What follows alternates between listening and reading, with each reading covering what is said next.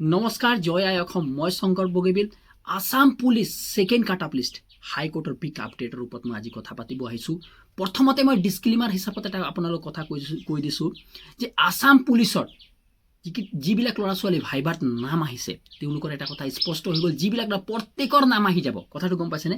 এবাৰ অভাৰলেপিং নহয়, সেই কথাটো মই আগতে ভিডিঅ' বনাবলৈ আছিলোঁ, নটিফিকেশ্যনখনতে লিখা আছে আপোনালোকৰ কি হ'ব নহ'ব, এবাৰ অভাৰলেপিং নহ'ব। কিয় নহ'ব? কাৰণ আছিলে যে এটা ল'ৰাই 6টা 7টা 8টা বা কম ল'ৰা 3টা বা 2টা আপোনালোকে গম পাইছে ল'ৰাই সেই পোষ্টত পাইছে, নাম আহিছে।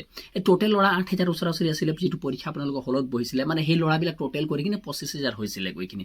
এতিয়া সেই ল'ৰাবিলাকক আপুনি ভাবি লওক, তাত দুজন মানে কি 1:2 মাতিছে, অৰ্থাৎ মানে কি 8,000ৰ পৰা যদি আপুনি 3 গুণ কমাই দিয়া হয়, আপুনি গম পাই যাব, নেওতা কৰি চাই ল'ব যে 3 গুণ কমালে আপোনাৰ কিমান থাকি যাব।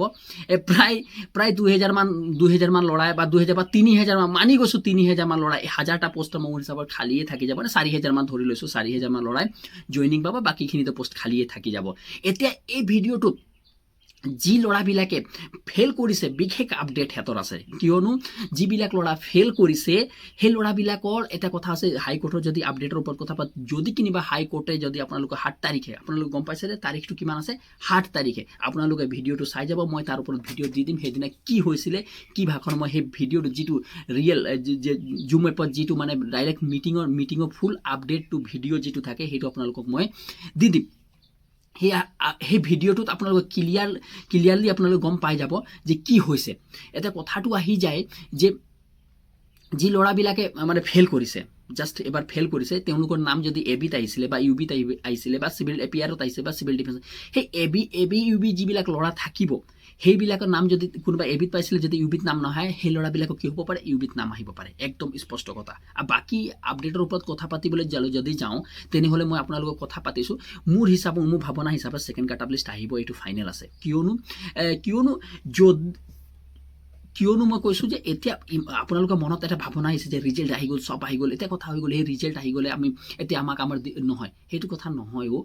ৰিজাল্ট আহিলেও কিবা জইনিংটো অলপ পিছুৱাই দিব, যেতিয়ালৈকে ইয়াৰ ফুল্লি ডিচিশ্যন ক্লিয়াৰ নহ'ব, গম পাইছেনে?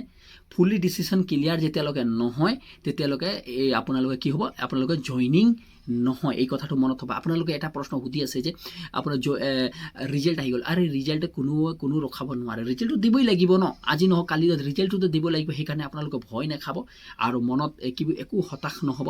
7 তাৰিখ আহি আছে, মাজত মাত্ৰ একদিন, আজি হৈ গ'ল 5, কালি হৈ গ'ল 6, 7 তাৰিখ, মাত্ৰ মাজত একদিনত আপোনালোকে গম পাই যাব যে আপোনালোকে কি শুনানি আছে, মানে 7 তাৰিখে আপোনালোকৰ শুনানি আছে, কি হ'ব আছে আপোনালোকক, মানে আপোনালোকে পাব নে নাপাব বা আপোনালোকৰ নাম আহিব নে নাহিব, সেইটোৰ ওপৰত মানে আপোনালোকৰ বিশেষ মানে অদ্ভুত আপোনালোকৰ মানে ইমান দিনৰ কষ্টৰ ফলটো আপোনালোকে গম পাই যাব যে 7 তাৰিখে আমি তেওঁলোকে কি হ'ব, যিটো মানে চৰকাৰী পক্ষ আছে সেই চৰকাৰী পক্ষে নিজৰ কি হ'ব, নিজৰ তথ্যবিলাক দিব যে আমি 1:5 মাতিছোঁ বুলি যিটো প্ৰমাণ দিছে, সেই 1:5 মাতিছোঁ বুলি সেইটো প্ৰমাণ দেখুৱাব লাগিব।